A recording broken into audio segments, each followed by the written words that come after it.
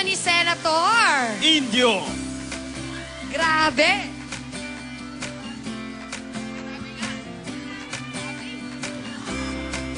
Yes, nagbabalik na naman ang cast ng Indio dito sa Party Pilipinas para balitaan tayo sa mga magagandang kwento tungkol sa buhay ni Simeon at si Malaya. Matanong ko lang Senator Bong. Yes. Namimiss mo ba si Rosa? Miss na miss ko na si Rosa. Wow. Nakikinig ako. Ay, tayo naman pala. Esperanza. Inaantay hindi lang ni Simeon ang pagbabalik ni Rosa, kundi ng ating mga mamamayan na nanonood ng video. Kaya nabubulol-bulol na siya. Okay, so Jenilyn here plays Esperanza, and the viewers want to know, makikita pa ba ulit sina Malaya at Esperanza? Ay, nako, kailangan abangan nila. Kailangan manood sila para malaman nila kung magkikita pa ba kami ni Simeon. Ayan, hello. Gusto ko naman tanongin ng mga diwata. Gusto ko tanongin ng mga diwata. Paano makakatulong ang mga diwata sa pagbabalik ni Malaya? Well, teka, mag-Harlem Shake muna kayo. Diwata Shake. Masabi ko lang nahiya naman ako dun sa, sa choreography mo. Ang hirap din kasi nung ginawa namin Ganun lang kami mag-fight. Okay, anyways. Actually, dito sa book 2 ng Indio, mas maaasahan na talaga ni Malaya ang tulong ng mga diwata. Kasi kung medyo sa week 1, takot pa yung mga diwata gamitin yung powers nila.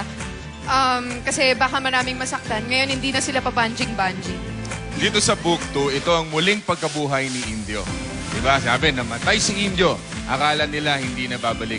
Muli siyang babalik at haharapin niya ang mga mapang-aping Kastila. Ayun naman pala. Kaya sa muling si Malaya ay magbabalik na. Pero correct. Ano kaya ang dapat nating abangan sa kanyang muling pagbabalik? Ano ba dapat?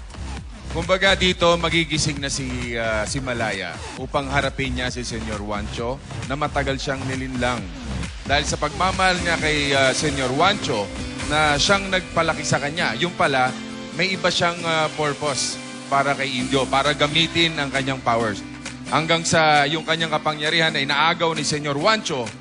Ngayon naman, nung nakuha niya na, ginagamit niya naman para lalong apihin ang mga mamayang Pilipino. Kaya sa kanyang muling pagkabuhay, eto na, babawi na si Malaya, si Simeon, si Indio. Yan ang dapat natin abangan mga kapuso. Pagbabalik ni Malaya. Okay, maraming salamat cast of Indio. Please invite everyone sa book 2 ng Indio. Ayan. May magiging bagong kaagapay si Indio. Diba? Meron tayong bagong character na papasok, si Alger Abrenica. Salamat po. Opo, may bago pong karakter. Ito po si Bahandi. Isa rin po siyang Indio. Ang kwento po ni Bahandi, isa po siyang, may banwa po siya, may sarili siyang banwa. Magkakasagupa po kami dito ni Simeon, ni Sen po. Tapos sa muling pagkabuhay ni Indio, kumbaga, kasi si Indio, more on siya, di ba? Power. Bilang bihasa sa paggamit ng kampilan, isa po ako sa magiging instrumento para matalo ni Simeon ang mga tayo. Hopefully, matalo natin. Ayan. Ganun lang kadali. Sana matalo natin. Sen, any more words, Sen? Yes, sa mga kababayan, tutok po every Monday hanggang Biyernes. Indio na talagang pinaghirapan natin at talagang ito'y regalo ng ating para sa ating mga kapuso na talagang pinaganda ang proyekto. Ha? Pupunta po kami sa Davao. Sa Davao. Yung cast ng Indio. Araw ng Davao. Araw ng Davao. Magkita-kita tayo sa Araw ng Davao. Yun, kita-kita tayo doon. Alright guys, continue to watch Indio and thank you once again to the cast of Indio. A round of applause. Yes, Indio, mga kapuso. When we return, Hataw meets Sayaw Pilipinas dito lang sa Party Pilipinas Summer Shake! Summer Shake!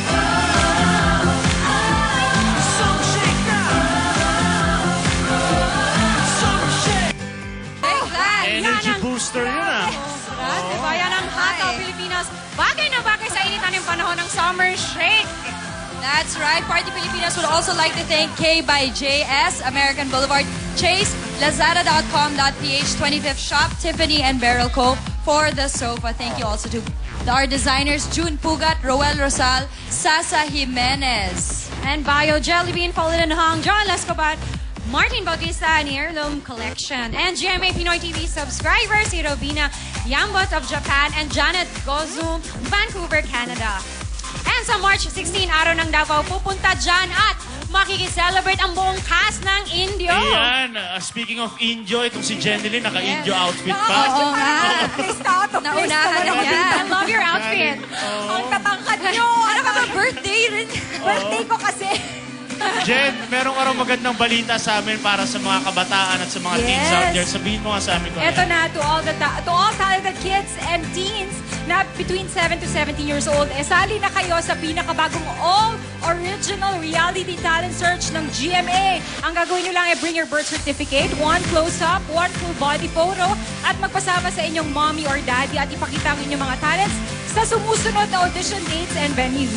April 6 sa SM San Lazaro, April 11 sa SM Consolacion, April 18 SM Rosales, April 20 SM Masinag, April 25 SM Santa Rosa, April 27 SM Novaliches. Ang dami naman, no? Ang dami. Naku, exciting to chart. Kaya kailangan mag-audition na sila. Yes, mga kids, mga teens, mag-audition na kayo. At marami pang mainit na numbers ang dapat nyong abangan dito sa Party Pilipinas Summer Shake. Narito na ang pinakabago at originally Pinoy reality talent search ng GMA.